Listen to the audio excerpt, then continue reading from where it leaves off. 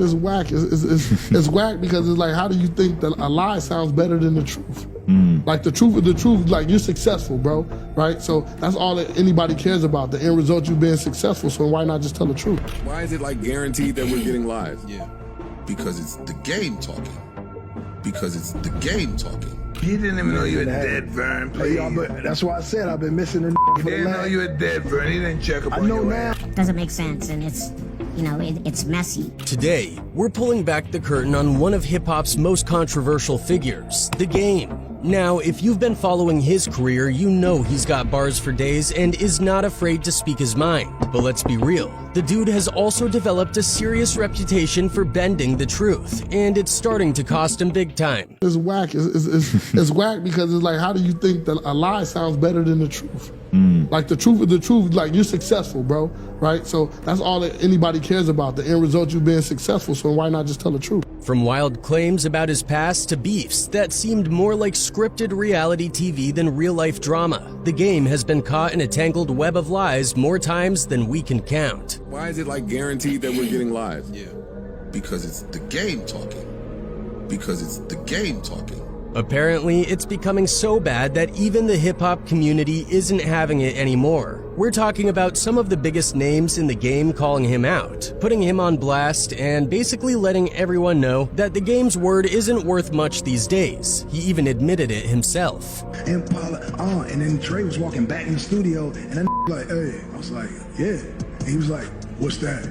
And I'm like, It's gotten to the point where you gotta wonder, is he ruining his own career with these stunts? Let's not forget, this isn't just about a few exaggerated stories. We're talking about repeated instances where the game's credibility has taken major hits. Like, give the people the credit that helped you get to where you are, you know? And it wasn't and they're all Crips. Right. Remember when he claimed to have dated certain high-profile women only for them to deny it publicly? Or how about that time he said he was instrumental in discovering and helping major artists rise to fame, only for those very artists to shut him down? Yeah, it's been messy. He didn't even know you were dead, Vern, please. Hey, that's why I said I've been missing the He didn't know you were dead, Vern. He didn't check up I on know your now. ass. But it doesn't stop there. The game's tendency to stretch the truth has led to some serious fallout in the industry. Rappers who once respected him are now distancing themselves, and some have even addressed his lies directly in interviews and diss tracks. Not rich, I'm still lying. It's 50 Cent starring this game. It's no secret that hip-hop is built on authenticity. Being real is everything. So when you've got someone like The Game who's been caught lying more times than we can count, it's no wonder the respect is fading fast. Gangsters wasn't even trying to be funny, but don't lie, but all you wanted to be hard, but all you wanted to be hard. And let's be honest, it's not just the lies themselves, it's the way he doubles down on them, even when the truth is staring everyone in the face. This isn't just a case of a rapper trying to hype himself up, it's become a pattern. And it's one that's making The Game look more and more like an outsider in the industry he once dominated. he like, what you mumbling? I'm like, nah, don't worry about it. He like, what you mumbling? I'm like, fresh like, and Polly. He was like, let's lay that. After I got done, Dre was like, yeah, I fuck with 2 weeks later, came back to the studio, 50 was on this. Whether he's doing it for clout, attention, or just can't help himself, The Game's reputation is on the line. And it's not looking good. Let's get into the most notorious moments where The Game got tangled in his own lies and why the rap game might just be done with him for good. Let's kick things off with one of the most infamous moments, The Game's claim that he was a key player in discovering Kendrick Lamar. Now, everyone knows Kendrick is a powerhouse in the rap world, but The Game tried to take credit for his rise to fame, saying he put Kendrick on the map. The problem? Kendrick himself, along with others who were there from the start, have a different story. While The Game did bring Kendrick on tour early in his career, claiming to be the one who made Kendrick, is a serious stretch, and the backlash was immediate. Fans and industry insiders were quick to call him out, accusing him of trying to latch on to Kendrick's success to boost his own image. It's moments like these that have chipped away at The Game's credibility, making people question everything he says, and wonder just how much of his story is actually true. But it doesn't stop there. Another major incident that raised eyebrows was when The Game talked about how he got started in the music industry. According to him, his rise was purely the result of hustle and talent. No handouts, no shortcuts. But then, after the money, an influential figure in the West Coast hip-hop scene who dropped a bombshell by saying the game wasn't exactly telling the whole truth. The money claimed that the game had significant help from major industry players and that his from the streets to the studio story was more fiction than fact. This revelation further damaged the game's reputation, leading many to believe he's been crafting a narrative that doesn't align with reality. With these incidents piling up, it's no wonder the game's credibility is taking a serious hit, leaving fans and fellow artists questioning just how much of his story is actually real. And then one by one he got started, being involved in beefing every other rapper because they were exposing him. One of the biggest moments that put the game's honesty into question was his long-standing beef with 50 Cent. You know what? The game situation was disappointing to me. You know, I put so much time and energy into that project.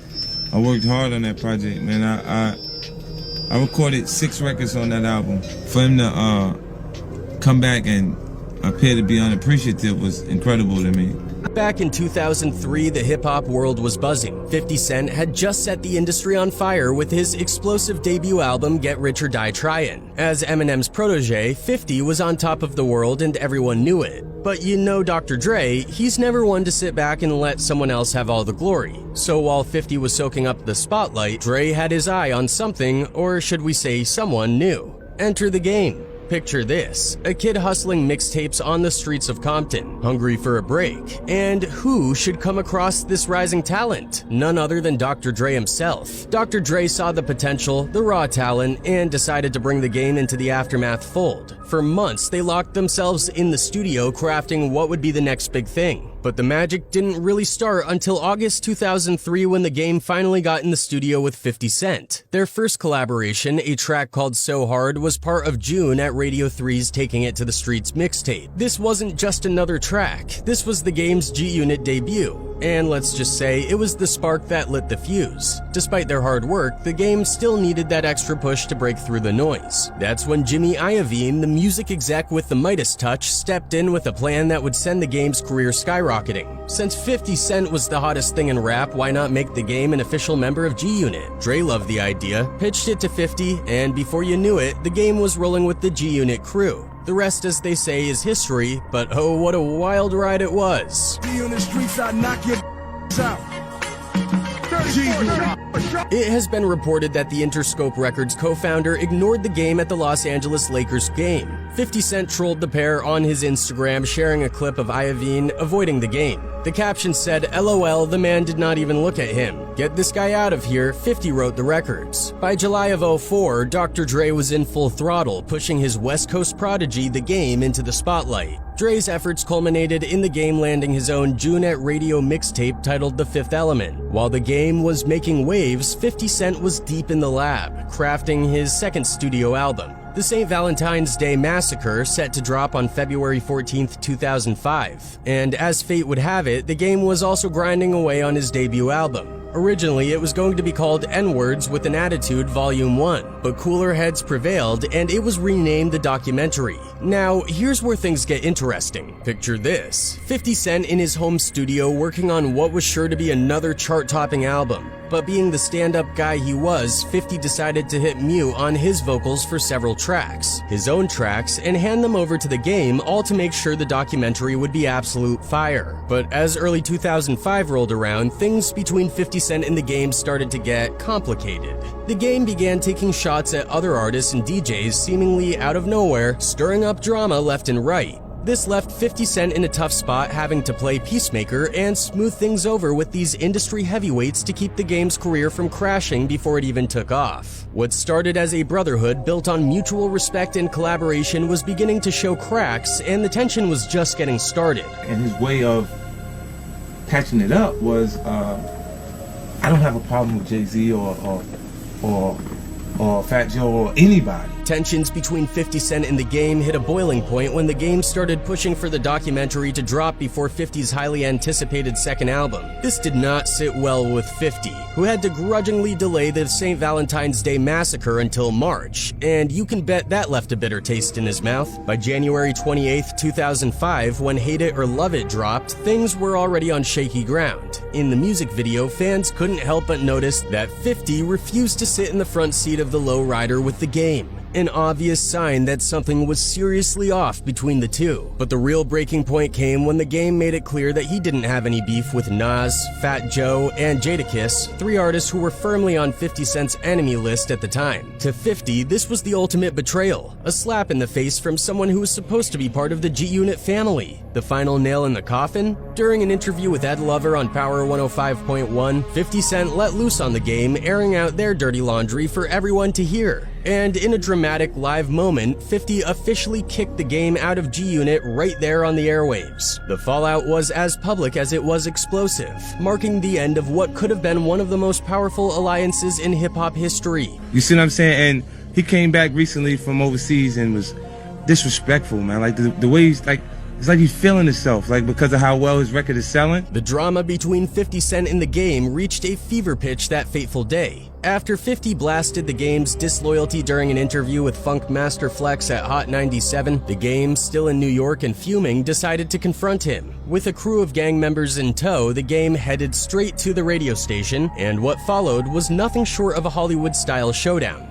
A shootout erupted between the Game's crew and 50 Cent's entourage, leaving one of the Game's guys with a bullet in the leg. Amid the chaos, 50 Cent made a hasty escape through the back door, avoiding what could have been a much worse situation. But just when everyone thought the beef had reached an irreparable point, something unexpected happened. A couple of days later, 50 Cent and the Game stood side by side in a surprising act of unity. They made a donation to the Boys Choir of Harlem and the Compton Unified School District music program, even going as far as to embrace and publicly declare their feud over. For a moment, it seemed like peace had been restored. However, the calm didn't last long. By Summer Jam 2005, the Game was back to his rebellious ways, in a move that shocked fans and industry insiders alike. The Game took the stage and dissed 50 Cent and the entire G-Unit crew. As if that wasn't enough, he ripped off his G-Unit chain and threw it into the crowd, signaling that he was officially done with the group. This dramatic gesture marked the start of the Game's relentless anti-G-Unit campaign, turning what could have been a truce into one of the most notorious feuds in hip-hop history.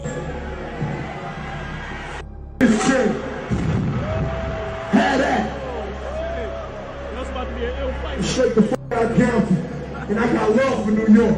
Just a few weeks after the drama at Summer Jam, the Game turned up the heat with his You Know What It Is Volume 3 mixtape, a project almost entirely dedicated to dissing 50 Cent and G-Unit. The centerpiece, the legendary track 300 Bars and Runnin', a relentless 15-minute lyrical assault where the Game didn't just take shots, he unloaded an entire arsenal on 50 Cent and his crew. The track became an instant classic in the world of rap beefs, cementing the Game's reputation as a formidable opponent. Not one to back down, 50 Cent fired back in August with the release of the Piggy Bank music video. In true 50 style, he took a jab at the Game by portraying him as Mr. Potato Head, a not-so-subtle dig that showed just how deep the animosity ran. But 50 wasn't done. He sat down with Tim Westwood for an interview where he rehashed the infamous Hot 97 incident and laid out exactly why their beef had escalated to such epic proportions. The back and forth between these two heavyweights had become much more than just a feud. It was a full-blown war, playing out in mixtapes, music videos, and interviews, with each side trying to outdo the other in what would become one of the most talked about rivalries in hip-hop history. For me, you know what?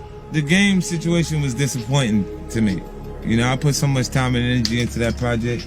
I worked hard on that project, man. I recorded 6 records on that album. The Game was not done yet. He cranked up the intensity with the Ghost Unit mixtape, another project laser focused on dismantling G-Unit piece by piece. Meanwhile, 50 Cent couldn't let it slide, and at the end of the track Emotional on the June at Radio 14 Back to Business mixtape, he finally took his shot back, throwing shade right at the Game.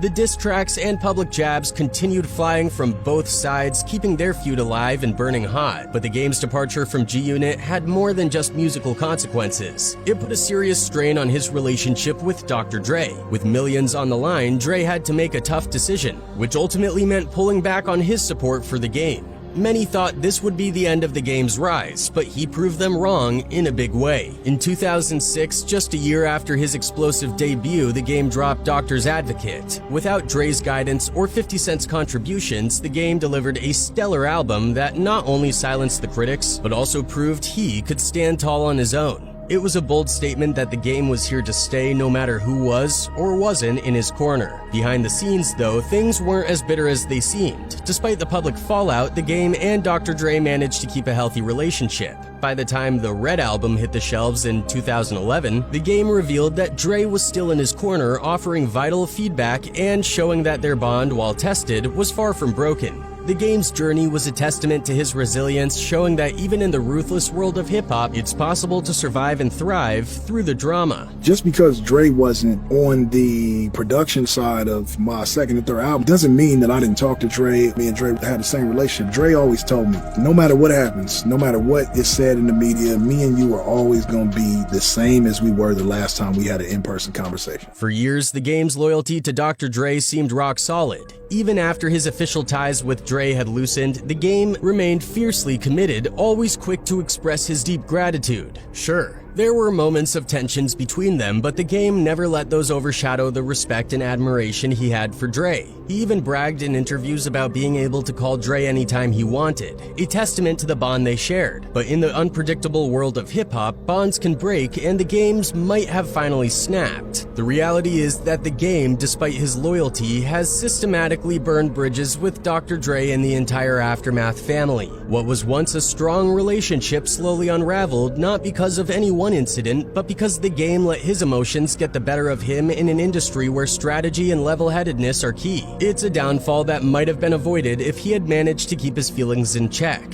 When Dr. Dre released the Compton LP, the game's appearance on just one track raised some eyebrows. But it wasn't until the 2022 Super Bowl halftime show that the rift became undeniable. Dre was set to perform a career-spanning set showcasing the many artists he had mentored over the years. On the big night, he brought out Snoop Dogg, Eminem, Anderson .Paak, Kendrick Lamar, and even 50 Cent. Yet the game in his own city of Los Angeles was nowhere to be seen. It was a glaring omission that spoke volumes. At first, the game played it cool, acting unbothered by the snub. But anyone familiar with the game knew it was only a matter of time before his true feelings surfaced. Eventually, he admitted that being left out did sting. The situation highlighted just how far his relationship with Dre had fallen. A painful reminder that the world of hip-hop, loyalty, and respect must be carefully maintained, or they can slip away, leaving even the most devoted behind. Snoop is an icon. Dre is an icon. M is an icon, but M is not from LA. 50 is not from LA, and I'm not taking away from the fact that they were on the Super Bowl, but LA have been on a Detroit Super Bowl or a New York Super Bowl. It just wouldn't have happened. LA, all around the Super Bowl, and I don't get the call. This admission flipped a switch, opening the floodgates for the game to cross a line he had never crossed before, discrediting Dr. Dre. The rapper who had once penned a heartfelt tribute to Dre on his second album now downplayed Dre's impact on his career and life as if it were insignificant. Dre didn't do any beats on the documentary, but I didn't say he didn't oversee it. You want Dre to oversee anything because he's a mastermind when it comes to that. But as far as like doing a beat for the documentary, no. Soon, he was claiming that Kanye West, a man he had previously beefed with over explicit lyrics about Kanye's then-wife Kim Kardashian, had done more for his career than Dre ever did. It's crazy that Ye did more for me in the last 2 weeks than Dre did for me my whole career. The world collectively rolled its eyes at this comment, and those who witnessed the game's early days with Aftermath were quick to call him out. Having Dre do anything for your project, anything in your career, touch any part of anything that you're doing in life is such a blessing that I shall not ever on that again. In an interview on Vlad TV, the Compton rapper discussed his controversial comments and the reaction to them from the Aftermath Entertainment founder. At that time, Ye was doing a lot for me that he didn't necessarily have to do. And Ye has always been there for me and always had my back, he said. What I can say about Dre is Dre ain't always had my back for good reason. Dre has to protect the interests of Dr. Dre, and there's times when Ye had to protect the interests of Ye, but he didn't give a he'd rather just go to bat for me. By publicly disparaging the man who had given him a major break, the game effectively burned his most valued bridge in hip-hop. He has since tried to walk back his comments, attempting to save face, but the damage was done. So basically, I was a little inebriated, and I said some things that I meant. I'm not gonna take it back. I ain't no sucker. In the aftermath of the Super Bowl snub, the game internalized a lot of animosity towards Dre. He even used this bitterness to justify some of his actions, like claiming that his diss towards Eminem was just another way to get back at Dre. Throwing shots at Eminem and beefing with Eminem, it was just me being upset with Dr. Dre. Dr. Dre can't out-rap me, so I just went at him, just because that's just how I get sometimes. If this were an isolated incident, perhaps Dre could have let it go, but it was part of a larger pattern of behavior that ultimately destroyed Dre's respect for the game. The game's attempts to undermine Kendrick Lamar were another factor in Dre's distancing. Saluted by Kendrick in Black Boy Fly, as a rapper he looked up to, the game was present when the torch was passed to Kendrick by Snoop Dogg. Over the years, Kendrick collaborated with the game on several tracks, and it seems like they were on good terms. However, at every turn, the game appeared to downplay Kendrick's skills, whether out of competitiveness or jealousy. Ain't nobody in Countdown rap game. Kendrick do it. I love that to death. I flew past Kendrick when it was on foot in a Range Rover and showed him how to do it. Don't play with game name. Hardest in Compton, rapping, lyricist, me. Once again, the game let alcohol influence his actions, fostering potential problems with another of Dre's proteges. This, along with his refusal to stand by the West Coast during Kendrick's beef with Drake, contributed to Dre's gradual distancing. While Dre provided the intro to Not Like Us, the game took Drake's side and wasn't present at Kendrick's pop-up show that symbolized West Coast unity. This absence raised questions and added to the reasons why Dre no longer respects him. Despite the game's attempts to control his narrative, it's easy to see why Dre has distanced himself. The game has dissed nearly every major rapper associated with Aftermath, and his unpredictable nature has proven hazardous. His disloyalty and ungratefulness have made it clear to Dre that maintaining ties with the game is more trouble than it's worth. One person wrote, "At least the game is showing some fake concern. That's the Hollywood in him." Another one added, "I remember an interview he was talking about how good of a father he is, then he was asked what grade his daughter was in and he didn't know." So there you have it. The long, tangled web of lies that's left the game in some serious trouble. From trying to take credit for Kendrick Lamar's success, to clashing with 50 Cent over loyalty, and even getting called out by Mike Tyson for fabricating stories. The game's credibility is hanging by a thread. It's one thing to hype yourself up in the rap game, but when you've got heavyweights like Tyson, 50, and Kendrick calling you out, it's clear that people aren't buying what you're selling anymore. And now if the game doesn't find a way to come clean and rebuild his image, he might be facing the end of his career. Not because of a lack of talent, but because no one believes him anymore.